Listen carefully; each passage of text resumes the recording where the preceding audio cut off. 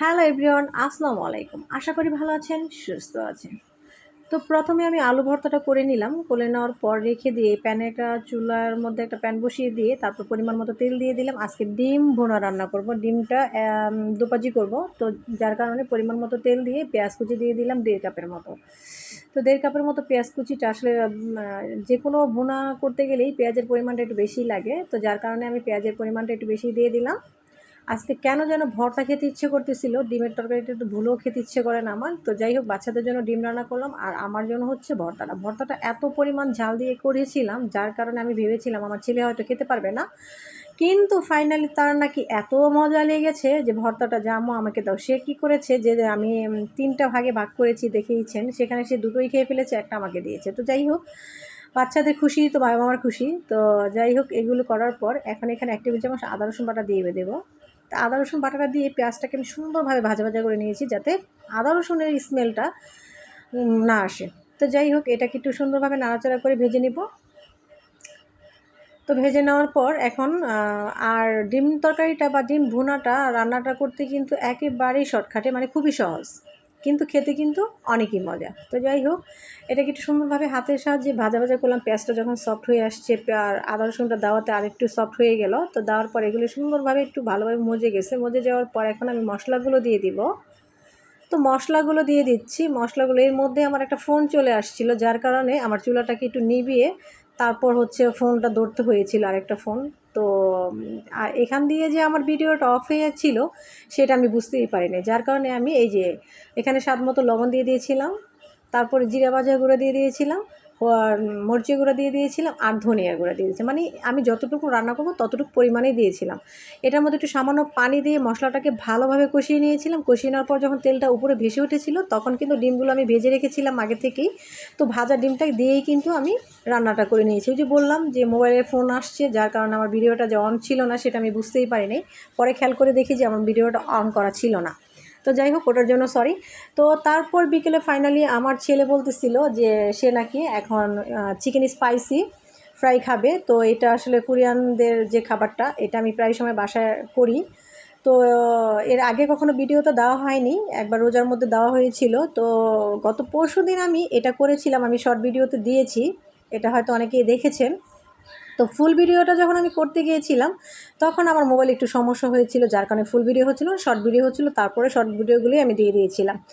তারপরে এই যে এখানে আমি মাখিয়ে রেখেছিলাম, দেখাইলাম প্রথম যে মরিচের গুঁড়ো, আদা রসুন আর স্বাদ মতো লবণ দিয়ে চিকেনটাকে সুন্দরভাবে জড়িয়ে নিয়ে এগুলো মানে মেখে আমি এটাকে ম্যারিনেট করে রেখেছিলাম প্রায় আধা ঘন্টার মতো। আধা ঘন্টা পরে এই যে আপনি ভাজতে চলে আসলাম। তো এই যে দেখেন, প্রথমে আঁচটা তেলটা মানে পরিমাণের চাইতে অনেক বেশি দিতে হবে, যাতে ডুবো ডুবো তেলে যদি এটা না ভাজা হয় তাহলে কিন্তু এটা ভালো আসবে না। তো পরিমাণের চাইতে বেশি তেল দিয়ে এটাকে যখন ফুল গরম হয়ে যাবে তখন ছেড়ে দিতে হবে আটার মধ্যে কোট করে। মাংসটাকে মানে চিকেনটাকে আটার মধ্যে কোট করে এটাকে গরম তেলের মধ্যে ছাড়তে হবে। আর এই পর্যায়ে কিন্তু আঁচটা কিন্তু পুরো ফুল থাকবে। যখনই কি উপর থেকে যে একটা ড্রাগ টাইপের একটা চলে আসবে তখন এই মানে এই যে দেখেন, এটা দেওয়ার পরে এখন ফুল আঁচে আছে। ফুল আঁচের পরে আমি একটা লেয়ার কিন্তু উঠে ফেলেছি, আমি আবার বাকিগুলো দিয়ে দিয়েছি। তো সেখানে এই যে এরকম ফুল আঁচ থাকবে, যখন দেওয়া শেষ হয়ে যাবে সবগুলো তখন আঁচটাকে একেবারেই কমিয়ে দিতে হবে, কারণ যদি ফুল আঁচে রাখেন তাহলে উপর থেকে পুরো পুড়ে যাবে, দেখতে কিন্তু খারাপ দেখা যাবে, খেতেও কিন্তু তেমন ভালো লাগবে না। তো কাজে এটাকে প্রথমে ফুল আঁচে দেওয়ার পর এটা যখন উপর থেকে একটা লেয়ার চলে আসবে তারপর থেকে এই আঁচটা একেবারে কমিয়ে দিতে হবে। আর এটাকে ধৈর্য নিয়ে অনেক সময় নিয়ে ভাজতে হবে, কারণ রেস্টুরেন্টে করে কি ওরা তাড়াহুড়া করে ভেজে দেয়, দেখা গেছে ভিতর থেকে কাঁচা থাকে বা ভিতর থেকে ব্লাড বের হয়ে আসে, এটা দেখতেও কেমন যেন মানে খারাপ লাগে, খেতেও কিন্তু ভালো লাগে না। তো যাই হোক, এখানে আমি যেহেতু মনে করেন যে বাসায় তৈরি করব, তাহলে এরকমভাবে কেন তৈরি করবো, অবশ্যই ভালো করে তৈরি করবো। আর আমার ছেলে খুবই মন চাইতেছিল, পরশুদিন খাওয়ার পর আমার ফ্যামিলি পুরো ফিদা হয়ে গিয়েছে। আমার হাজব্যান্ড ছেলে বলতেছিল যে এটা আমার ছেলে বলতেছিল যে আম্মু ফাইনালি আজকে একটু এটা করে দাও। তো ভাবলাম ছেলে যতই কষ্ট হোক না, কিন্তু মানে কিচেনে এত পরিমাণ গরম কি বলবো, বাইরে যদি 36 ডিগ্রি থাকে কিচেনে থাকে 80 ডিগ্রি। তো যাই হোক, তারপরও কিন্তু ছেলে বলে কথা, বাচ্চা টাচ্চারা খেতে চায়, কষ্ট হলো বাবা মা সেটা করার চেষ্টা করে। তো আমি সেটাই করলাম। তো এইগুলো একটা মুরগি আমি বেস্টের পিসটা নিয়ে নিয়েছিলাম। আর নিয়ে নেওয়ার পরে যেগুলো সুন্দরভাবে সময় নিয়ে ভাজলাম। ভাজার পরে এটাকে যখন হয়ে গিয়েছে এটা ছেঁকে রেখে এখন আমি মূল কাজে চলে আসছি। সেটা মানে চুলায় আরেকটা প্যান বসিয়ে দিয়েছি, সেখানে আমি দিয়ে দিয়েছিলাম 1 টেবিল চামচ ভর্তি করে বাটার। বাটার অবশ্যই দিতে হবে এটা করলে। আর সামান্য পরিমাণ রসুন কুচি দিয়েছিলাম। রসুন কুচিটা যদিও আমার ছেলে বেশি দেওয়াটা পছন্দ করে না, কিন্তু এটা এই জিনিসটার এই রেসিপিটার মধ্যে রসুন কুচি দিতেই হবে। তো সামান্য পরিমাণ দিয়ে দেওয়ার পর এখানে কিন্তু এই সময় কিন্তু আমার চুলার আঁচটা কিন্তু একেবারে লো থাকবে, একবারে বেশি বাড়ানো যাবে না, তাতে করে বাটারটা কিন্তু জ্বলে যাবে, আর এতে কিন্তু খাবারটা সেরকম টেস্ট আসবে না। আমি হাফ কাপের মতো আপনার রেড চিলি যে সসটা আছে মানে মরিচের, সেই সসটা দিয়ে দিয়েছিলাম হাফ কাপের মতো। আর 3 টেবিল চামচ দিয়ে দিয়েছিলাম টমেটো সস, আর এইগুলো দিতেই হবে।